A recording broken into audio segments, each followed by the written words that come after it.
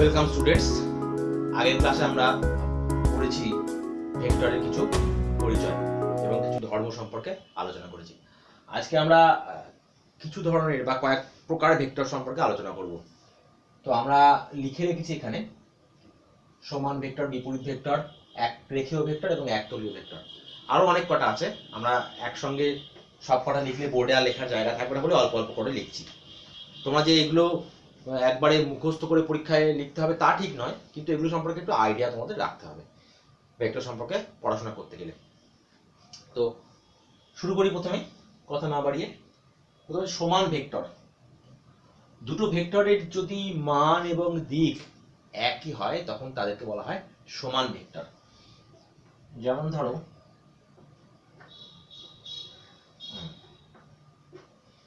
তাহলে এখানে এ ভেক্টর আর একটা হচ্ছে বি ভেক্টর। তাহলে এ ভেক্টর এবং বি ভেক্টরের আমরা দেখি বুঝতে পারছি যে দুজনের একই দিক এবং মানটাও সমান। তাহলে দিকও এক, মানটাও সমান, এবং দুজনেই কি হতে হবে? সমজাতীয় হতে হবে। এমন নয় যে এটা বেগকে প্রকাশ করছে আর এটা বলকে প্রকাশ, তাহলে হবে না। এই দুটো সমজাতীয়। তাহলে এটাও যদি একটা 4 নিউটন বল হয় এবং এটাও যদি 4 নিউটন বল হয়, তাহলে 4 নিউটন বল পূর্ব দিকে এবং 4 নিউটন বল পূর্ব দিকে।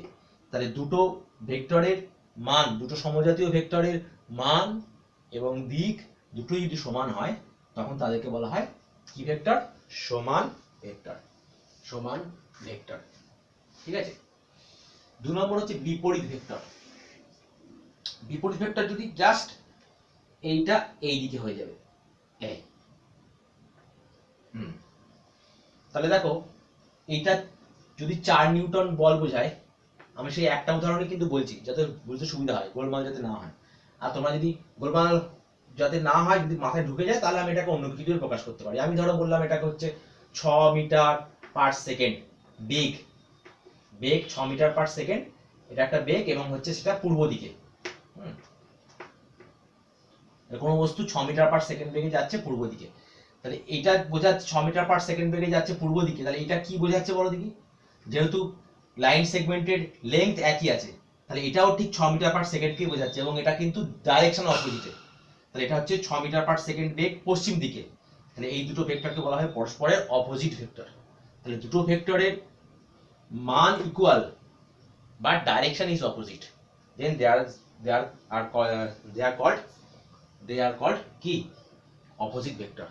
তাহলে দুটো ভেক্টরের মান সমান কিন্তু দিক যদি অপোজিট হয় তখন তাদেরকে বলা হয় কি? অপোজিট ভেক্টর বা বাংলায় বলে বিপরীত ভেক্টর।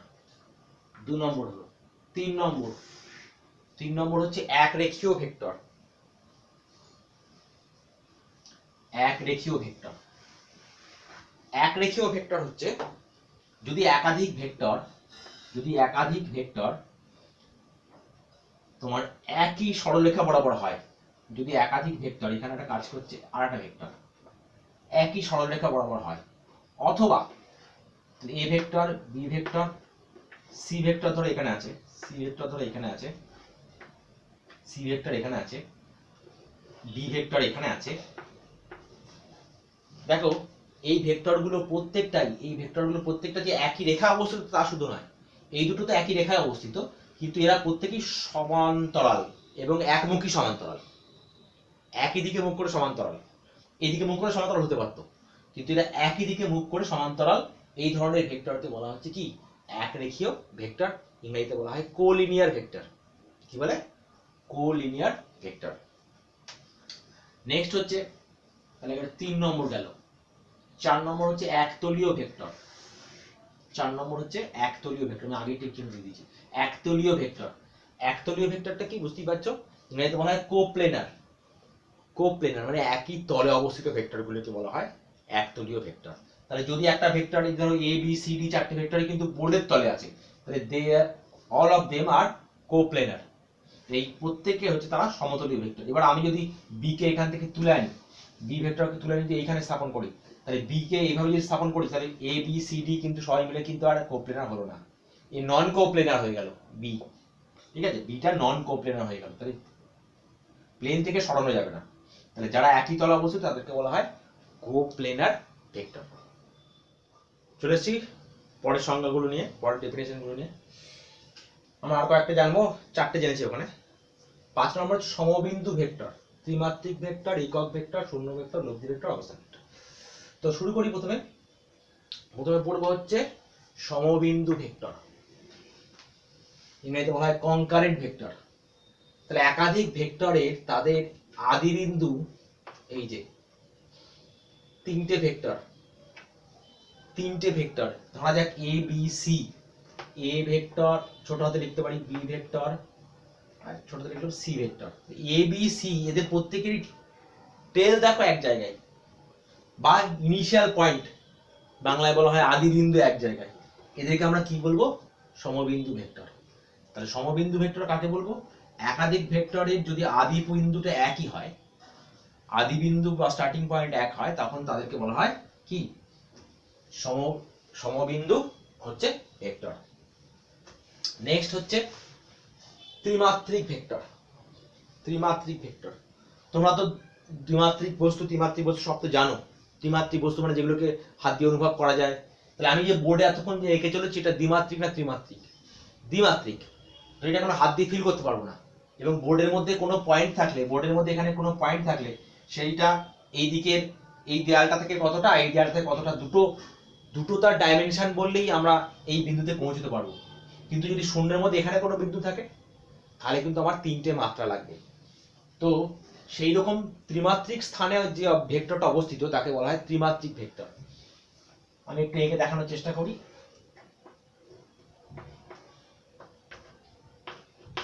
এইটা আমাদের কিন্তু খুব কাজে লাগবে। হ্যাঁ, এটা খুব কাজে লাগবে। তো আমরা এটা নিয়ে পরে আবার ডিটেইলে আলোচনায় আসবো। তো এই যে এক্স অক্ষ, ওয়াই অক্ষ, জেড অক্ষ, এইখানে ধরো একটা ভেক্টর এইভাবে অবস্থিত রয়েছে, এরকম ভাবে অবস্থিত রয়েছে। আমি কিন্তু এইভাবে আঁকতে পারি না একবারে। তাহলে x y z, z y তলে হয়ে যাবে, জেড ওয়াই তলে। তাহলে বুঝতে হবে এক্স এর কম্পোনেন্টটা 0, কিন্তু আমরা সেভাবে আঁকবো না, আমরা এরকম ভাবে দেখাচ্ছি। তাহলে এটা একটা ভেক্টর, এই যে চকটা একটা ভেক্টর। তাহলে এই কোথায় অবস্থিত? এই ভেক্টর কোথায় অবস্থিত? এই ত্রিমাত্রিক স্থানে অবস্থিত। এই ভেক্টরকে বলা হয় 3D ভেক্টর, 3 ডাইমেনশনাল ভেক্টর। তাহলে এর অবস্থান কি করে বার করবো সেটা আমরা পরে আসছি। তাহলে ত্রিমাত্রিক ভেক্টর এক কথায়, ছোট্ট কথায় এটাকে বলে দেওয়া যায়, ত্রিমাত্রিক ভেক্টর, যে ত্রিমাত্রিক স্থানে অবস্থিত ভেক্টরকে বলা হয় ত্রিমাত্রিক ভেক্টর। ত্রিমাত্রিক স্থানে অবস্থিত ভেক্টরকে বলা হয় ত্রিমাত্রিক ভেক্টর। নেক্সট হচ্ছে একক ভেক্টর। দেখো একক ভেক্টরটা পাশে তীর চিহ্ন দেওয়া আছে। একক ভেক্টরটা পাশে তীর চিহ্ন দেওয়া আছে, তীর চিহ্ন বলছি, একক ভেক্টরটা পাশে স্টার দেওয়া আছে, কারণ এটা খুব গুরুত্বপূর্ণ। একক ভেক্টরটা খুব গুরুত্বপূর্ণ। ধরো আমি এই যে একটা রেখাংশ টেনেছি, এই রেখাংশটা হচ্ছে 1 সেন্টিমিটার করে 4টে ভাগ করেছি। আমি 1 সেন্টিমিটার করে কটা ভাগ করেছি? 1 সেন্টিমিটার করে 4টে ভাগ করেছি। তাহলে এটা 1 সেন্টিমিটার, এটা 1 সেন্টিমিটার, এটা 1 সেন্টিমিটার, এটা 1 সেন্টিমিটার। সে আগের জায়গায় ফিরে যাচ্ছে আমি আবার।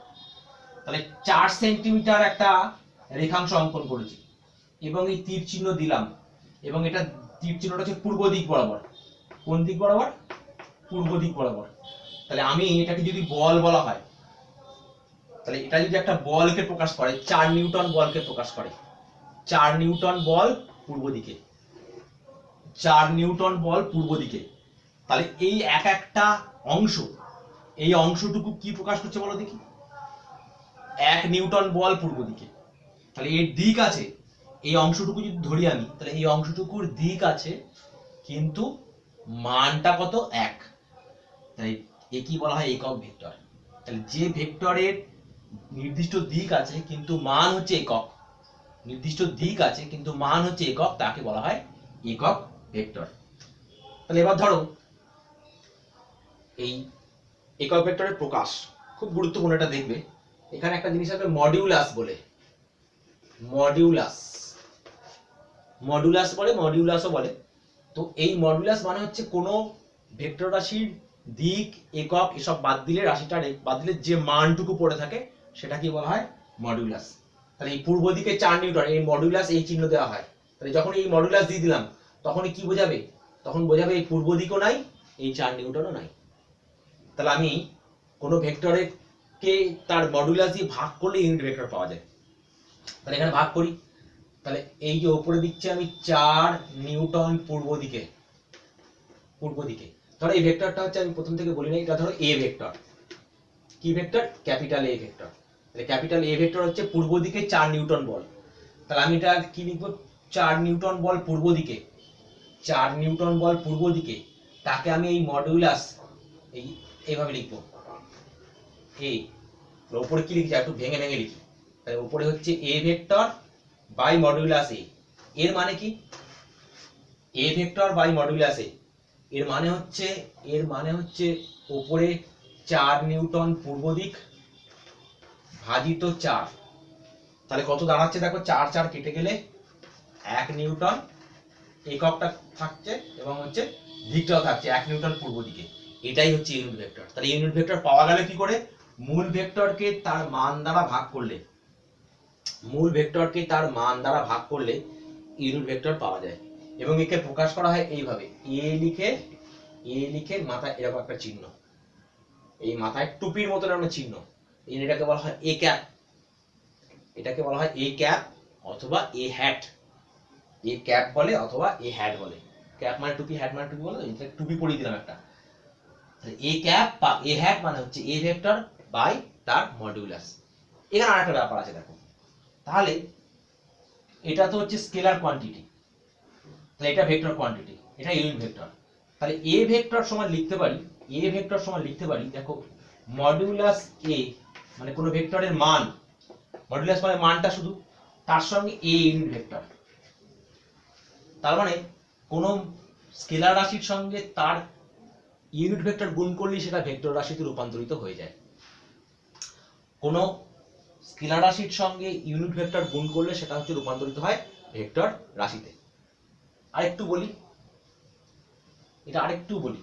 এটা খুব গুরুত্বপূর্ণ, এটা নিয়ে একটু আলোচনা করতে হবে। এটা আমাদের অনেক জায়গায় লাগবে, ঘুরে ঘুরে আসবে বারবার। ধরো এই যেটা একটা coordinate system, 3D coordinate system, right handed coordinate system আমরা বললাম। তাহলে রাইট হ্যান্ডেড কোঅর্ডিনেট সিস্টেমে এই যে এক্স অক্ষ বরাবর, বা আমি এক্স অক্ষটা এইদিকেও আঁকতে পারি, এটা এক্স অক্ষ, এটা ওয়াই অক্ষ, আর এটা ধরো জেড অক্ষ, এভাবে আঁকলাম। তাহলে এই দিকে এক্স অক্ষ বরাবর একটা ইউনিট ভেক্টর ধরা হয় আই, ইউনিট ভেক্টর ধরা হয় আই। ওয়াই অক্ষ বরাবর এদিকে একটা ইউনিট ভেক্টর ধরা হয় জে, আর জেড অক্ষ বরাবর ইউনিট ভেক্টর হচ্ছে কে। তাহলে আমি যদি কোনো ভেক্টরকে প্রকাশ করতে গিয়ে লিখলাম 8 মিটার, 8 মিটার সরণ, তাহলে 8 মিটার সরণ, তাহলে এটা এখনো স্কেলার রয়ে গেল দেখো। কিন্তু যখন আমি এই 8 এর সঙ্গে লিখলাম যে 8i, তখন দেখো স্কেলার এই মানের সঙ্গে আই গুণ হয়ে গেল, তার মানে এটা তখন হয়ে গেল একটা ভেক্টর রাশি, এটা একটা ভেক্টর রাশি হয়ে গেল। এবং কি বুঝতে পারছি যে এটা 8 মিটার হোক, 8 মিটার সরণ হোক, বা 8 সেন্টিমিটার সরণ হোক, বা যাই হোক, বা 8 মিটার পার সেকেন্ড বেগ হোক, তাহলে এটা কোন দিক বরাবর? এটা এক্স অক্ষ বরাবর হয়ে গেল। তাহলে তার দিকটা পেয়ে গেলাম, এবং সামগ্রিকভাবে এটা একটা ভেক্টর রাশিতে রূপান্তরিত হয়ে গেল। অর্থাৎ আমি বলতে চাইছি যে স্কেলার রাশিকে ইউনিট ভেক্টর দিয়ে গুণ করলে সেটা রূপান্তরিত হয় একটা ভেক্টর রাশিতে। তাহলে ইউনিট ভেক্টর কাকে বলবো? তাহলে ইউনিট ভেক্টর হচ্ছে এমন একটা ভেক্টর যে ভেক্টর রাশির মান হচ্ছে একক, দিক তো আছে, যার মান হচ্ছে একক, তাকে বলা হয় ইউনিট ভেক্টর। কোনো ভেক্টর রাশিকে তার মান দ্বারা ভাগ করলে যা পাওয়া যায় সেটাই হচ্ছে তার একক ভেক্টর বা ইউনিট ভেক্টর।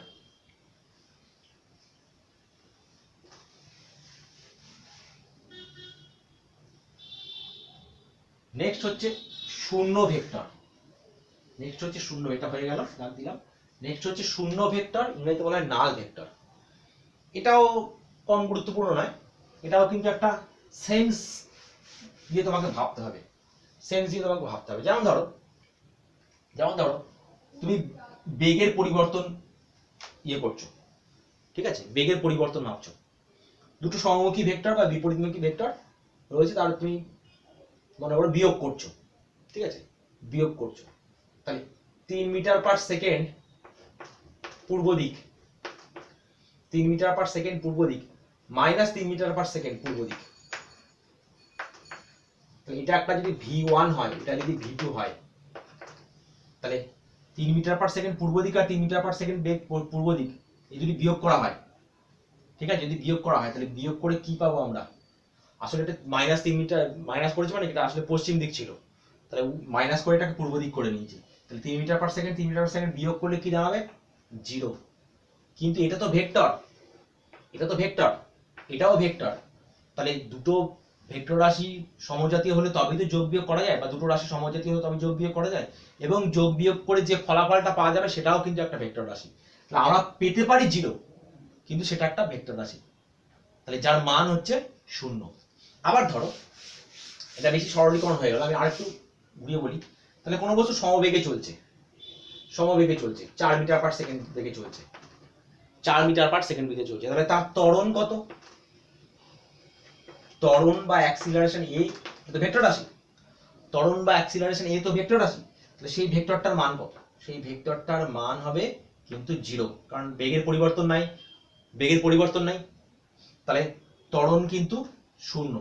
তাহলে এও তো একটা ভেক্টর রাশি যার মান হয়ে গেল 0, একে আমরা কি বলবো তখন? নাল ভেক্টর। তাহলে ভেক্টরের সঙ্গে ভেক্টর বিয়োগ করলে ভেক্টরই পাওয়ার কথা, তাহলে দুটো সমান পরিমাণ ভেক্টর যদি আমরা বিয়োগ করি, একই জাতীয় সমান পরিমাণ সমজাতীয় বা দুটো সমান ভেক্টরকে বিয়োগ করলে আমরা কি পাবো? আর একটা ভেক্টর, 0 ভেক্টর। সেই 0টাকে বলা হয় নাল ভেক্টর, অর্থাৎ দুটো শূন্য ভেক্টরকে বলা হয় নাল ভেক্টর, যার মান 0 তাকে বলা হয় নাল ভেক্টর, এক কথায়। এরপর আমরা পড়বো লব্ধি ভেক্টর। এটাও খুব গুরুত্বপূর্ণ, স্টার দেওয়া আছে লব্ধি ভেক্টর। লব্ধি ভেক্টরটা কি? ধরো কোনো বস্তুর ওপর, কোনো বস্তুর ওপর কোনো বস্তুর ওপর একজন এইদিকে বল প্রয়োগ করছে, একজন এইদিকে বল প্রয়োগ করছে 10 নিউটন, 10 নিউটন পূর্ব দিকে, আর আরেকজন এইদিকে বল প্রয়োগ করছে, ঠিক আছে, 10, এটা ধরো 6 নিউটন উত্তর দিকে। তাহলে 10 আর 6 16, বুঝতেই পারছো 10 আর 6 16 করা যাবে না এখানে। তাহলে এই দিকে এবং এই দিকে একসঙ্গে বল প্রয়োগ করার ফলে বস্তুটা চললো এইদিকে, বস্তুটা চললো এইদিকে। তাহলে এই দুটো, এই যে ভেক্টরটা, এটা যদি আমি পি ভেক্টর বলি, এটাকে যদি কিউ ভেক্টর বলি, তাহলে এই পি এবং কিউ এর ফলাফল আমরা এই ভেক্টর দিয়ে প্রকাশ করতে পারলাম, এটাকে বলবো আর ভেক্টর। এটাই নাম হচ্ছে রেজাল্ট্যান্ট ভেক্টর, রেজাল্ট্যান্ট, বাংলায় বলা হয় লব্ধি বা ফলাফল, লব্ধি ভেক্টর বা ফলাফল ভেক্টর। খুব গুরুত্বপূর্ণ, আমাদের বারবার লাগবে এটা। তাহলে দুটো ভেক্টরের ক্রিয়াকে বা দুটো ভেক্টরের কোনো বস্তুর উপর ক্রিয়া করলে, বা দুটো ভেক্টরের ফলাফলকে, কোনো বস্তুর উপর বল ক্রিয়া করে, বল করলে সেই ক্ষেত্রে বলতে হবে, নাহলে দুটো বস্তুর ফলাফলকে, দুটো ভেক্টরের ফলাফলকে আমরা যে ভেক্টর দিয়ে প্রকাশ করি তাকে বলা হয় রেজাল্ট্যান্ট ভেক্টর বা লব্ধি ভেক্টর। যেমন ধরো আমরা এটাকে আবার আসবো, বা তোমরা 9-এ পড়েছো সেই জন্য আমি একটু বলছি। এই যে এটা একটা পাখি, ঠিক আছে, পাখি ধরো ডানা দিয়ে বাতাসের উপর বল প্রয়োগ করছে, তাহলে সেই ডানা দিয়ে এইদিকে বল প্রয়োগ করছে, এইদিকে বল প্রয়োগ করছে, আর একটু এইদিকে, হ্যাঁ, এই বল প্রয়োগ করছে, তাহলে এই ডানা দিয়ে এদিকে বল প্রয়োগ করছে, এদিকে বল প্রয়োগ করছে, বায়ু আবার এর উপর প্রতিক্রিয়া বল প্রয়োগ করছে, একটা এদিকে একটা এদিকে, তাহলে এই একটা ভেক্টর, এই একটা ভেক্টর, উপযুক্ত বল। তাহলে পাখি কিন্তু এদিক ওদিক যাবে কি? পাখি কিন্তু সোজা উঠে যাবে, এই বরাবর পাখি আস্তে উপর দিকে উঠছে। তাহলে এই দুটো ভেক্টরের ফলাফলকে আমরা এইদিকে প্রকাশ করলাম, এটা দিয়ে প্রকাশ করলাম, তাহলে এইটা হচ্ছে কি? লব্ধি ভেক্টর। এ কি করছে? এই দুটো ভেক্টরের ফলাফলকে প্রকাশ করছে। তাহলে যে ভেক্টর দুটো ভেক্টরের ফলাফলকে প্রকাশ করে তাকে বলা হয় লব্ধি কি ভেক্টর। অবস্থান ভেক্টর হচ্ছে, আবার চলে আসি কোনো কোঅর্ডিনেট সিস্টেম, কোনো কোঅর্ডিনেট সিস্টেম, ধরো এটা হচ্ছে এক্স, এই দিক থেকে শুরু করলাম এক্স, এটা ওয়াই, এটা ধরো জেড। তাহলে এইখানে কোনো একটা বিন্দু আছে, এইখানে কোনো একটা বিন্দু আছে, তাহলে এক্স ওয়াই জেড যে কোঅর্ডিনেট সিস্টেম বললাম, সেই কোঅর্ডিনেট সিস্টেমের মধ্যে একটা বিন্দু আছে, সেই বিন্দুকে আমরা নির্দিষ্টভাবে বলতে গেলে, সেই বিন্দুর অবস্থান বলতে গেলে আমাদের 3টে মাত্রা লাগবে, দৈর্ঘ্য প্রস্থ উচ্চতা, 3টে মাত্রা লাগবে। তাহলে আমি সেই বিন্দুতে যখন পৌঁছবো, সেই বিন্দুতে যখন পৌঁছবো, সেই বিন্দুতে যখন পৌঁছবো, এই, তাহলে আমার 3টে মাত্রা লাগলো, সেই 3টে মাত্রা দিয়ে একে এই বিন্দুর অবস্থানকে নির্দেশ করব। আমি এক্স অক্ষ থেকে কত দূরে, এক্স অক্ষ বরাবর কতটা গেছি, ওয়াই অক্ষ বরাবর কতটা গেছি এবং জেড অক্ষ বরাবর কতটা গিয়ে তবে এখানে পৌঁছতে পেরেছি। এবং এই ভেক্টরটাকে প্রকাশ করবো এইভাবে, ক্যাপিটাল আর এই স্মল আর দিয়ে, স্মল আর সমান এই মাথায় ভেক্টর তীর চিহ্ন, ভেক্টর এক্স আই, মানে আমি এই এদিকে ইউনিট ভেক্টর বলেছিলাম আই, ঠিক আছে, এইদিকে ইউনিট ভেক্টর বলেছি জে, এদিকে ইউনিট ভেক্টর বলেছি কে, তাহলে আই জে এবং হচ্ছে কে। তাহলে এক্স অক্ষ বরাবর unit vector I X I plus Y অক্ষ বরাবর ইউনিট ভেক্টর হচ্ছে ওয়াই জে, আর জেড অক্ষ সরি যেটা হচ্ছে কে, হ্যাঁ X I plus Y J plus Z K, এইভাবে হচ্ছে এই বিন্দুর অবস্থানটা প্রকাশ করা হয়। এর মানটা হচ্ছে root over x square plus y square plus z square. আমরা আবার আসবো এখানে পড়বো। তাহলে এই ভেক্টরটাকে বলা হবে, এই আর ভেক্টরটাকে বলা হবে অবস্থান ভেক্টর। অর্থাৎ কোনো কোঅর্ডিনেট সিস্টেমের কোনো একটা বিন্দুর অবস্থান বোঝাতে গেলে যে ভেক্টরের প্রয়োজন হয় তাকে বলা হয় অবস্থান ভেক্টর। কোনো কোঅর্ডিনেট সিস্টেমে কোনো বিন্দুর অবস্থান নির্ণয় করতে গেলে বা প্রকাশ করতে গেলে যে ভেক্টরের প্রয়োজন হয় তাকে বলা হয় কি, অবস্থান ভেক্টর। তাহলে X I plus Y J plus Z K খুব ইম্পর্টেন্ট, বারবার আসবে, অঙ্ক করতে গেলে আসবে। তাহলে এর প্রকাশ করব, এর মানটা কি বললাম আমি, এই মানটা এইভাবে লিখতে পারি, যে দেখো এটা মানেই মান, আবার এটাকে এইভাবে লিখতে পারি, শুধু আর লিখতে পারি, এটা মানে হচ্ছে root over x square plus y square plus z square.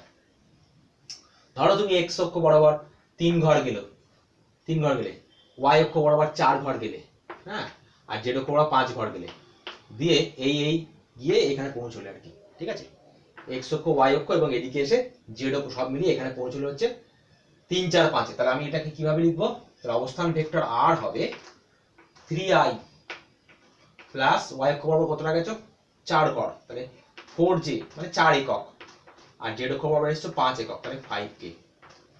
তাহলে 3i plus 4j plus 5k, এটা হচ্ছে ওই পি বিন্দুর অবস্থান ভেক্টর। মান কত হবে, মূল বিন্দু থেকে তার দূরত্ব কত হবে, root over 3 square plus 4 square plus 5 square, মানটা বসে দিলেই এই যাবে। এটা হচ্ছে তার প্রকাশ, আর এটা হচ্ছে মান বসে দিলে তার, এটা হচ্ছে তার মান। এটাকে বলা হয় অবস্থান ভেক্টর। তাহলে আমরা আপাতত করলাম হচ্ছে এই ভেক্টরগুলোর ভেক্টর সংক্রান্ত কিছু সংজ্ঞা, ভেক্টর সংক্রান্ত কিছু বিশেষ ভেক্টর সম্পর্কে জানলাম, সেগুলো আমাদের পরবর্তীকালে কাজে লাগবে। এগুলো একদম ঝাড়া মুখস্থ করার কিছু দরকার নেই, এগুলো সম্পর্কে আমরা একটু জানবো, এবং এগুলো বিশেষ করে আমাদের দুটো জিনিস মুখস্থ রাখতে হতে পারে। একটা হচ্ছে এই তোমার রেজাল্ট্যান্ট ভেক্টর বা লব্ধি ভেক্টর, আর একক ভেক্টর, এই দুটো একটু মুখস্থ রাখবে, ঠিক আছে। বাকিগুলো সম্পর্কে একটুখানি জানলাম, পরে আবার আমাদের বিভিন্ন জায়গায় কাজে লাগবে। তাহলে আপাতত আজকের ক্লাস এটুকুই, এখানে শেষ করছি। পরের ক্লাসে আবার আমরা নতুন জিনিস নিয়ে আলোচনা করবো ভেক্টরের। আজকের ক্লাস এটুকুই।